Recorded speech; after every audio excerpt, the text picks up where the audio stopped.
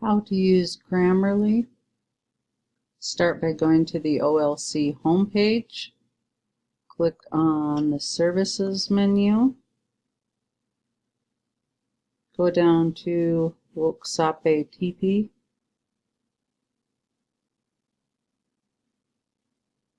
Then go to the Woksaape TP Handbook. And go down to the Grammarly OLC email users link. Scroll down and you'll see the G, the G for Grammarly. If you have not registered or used the site before, you'll need to click here and register. And you'll need to register going through this site and using your OLC email address, because then you can get it for free. Otherwise, there is a fee to use it. If you're registered, then you just click on Grammarly over here. It will open up and you'll enter your OLC email address and the password that you set up when you first registered, and then you log in.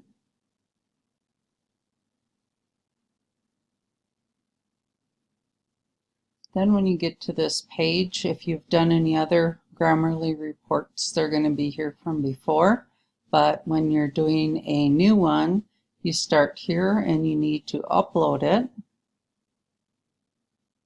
And then you need to maneuver to wherever you have your file saved at. And the one I'm going to use is going to be here. So I'm just going to go find it. And this is a research paper. So I'm going to open that up and upload it and bring it in here. And so it shows up on the screen roughly what it looks like. And you can see down here that it is running the little report, and you can see the what they call critical issues, advanced issues, and then your score. But it does not include the plagiarism piece, which is probably the most important piece. You need to go over here on the left-hand side, click on the little round circle. You'll see plagiarism, and you'll see that it's off. If you just click to the side, it will turn it on, and then it automatically starts running the plagiarism check. And you need to make sure that part is done. And you'll need to turn plagiarism on probably every time you use it. For some reason, the default is to be off each time. Okay, now it is finished running, and now you can see I have another score or another report down here that says 39% is unoriginal text in my paper. Okay. And so right now that doesn't, these are numbers, but they don't tell me everything. What you want to do is you can look here on screen, and you can see here things that are in red are critical issues, so they are things that should probably be looked at and checked, that probably there's something incorrect about them. And then 59 are advanced issues, so again those are things that are probably need to be looked at, and you need to consider whether or not you want to leave them or if they need to be corrected. And then the 39% unoriginal, you can go through and check that out also. One of the things this program does is, so if you're looking at this here, and it says that the issue is that this is a weak adjective, broad. If you click on the thing here to expand it, it will tell you more about what it means by that, and it'll give you more information. So this website doesn't just tell you it's wrong, it will also tell you this is what we mean by it and how you can fix it so you can learn from it. And the same with the other errors or things that pop up. So like here, says this is unoriginal text.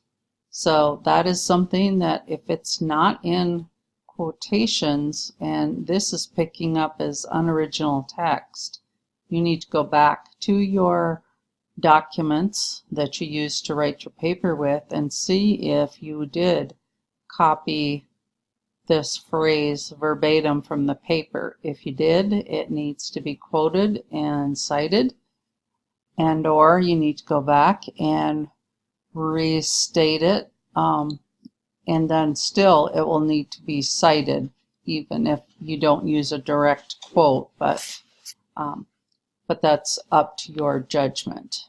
Now, that's how you can go about correcting and fixing your paper and making it stronger. But what you need to print off to turn in with your assignment is the report for this. And the way to do that can be tricky, but it's very easy, is you actually go down here to the score down in the right hand corner, this little button that says score. You have to click on that and it'll bring up this screen, and then what you do is you download a detailed report, and that is the only way to get it. If you print the other screen, it will not print off all of the notations. It'll just print off your report. And so you can then save your file, and what I would recommend doing is putting it right with your actual paper. And what I usually do is I save it with the same name and just add Grammarly behind it. And if you've got more than one, you might want to just put report 1 or version 1 and then save it. It is going to be a PDF, so it's not going to be a document you can change, but it will be the report you print off to turn in with your paper to show that you have used Grammarly and have made edits to your paper as a result. When you're done downloading this, you can click close, and then you are done as far as printing off the report. But now you can go ahead and go back in here and you can make your corrections and edits according to what you see here. And then when you're done, you can go back over here and then you can download it. So say that you have made some changes to it throughout here, then I would download it and I'd say save file, and kind of the same thing.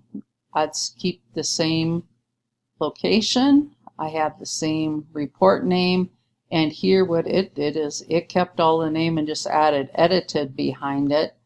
And I would leave that, and probably I'd put down version 1, or because you may have more than one version, and then save it. That way you have the original, you have your Grammarly report, and you have your new edited version of your paper all in the same folder. And that's it.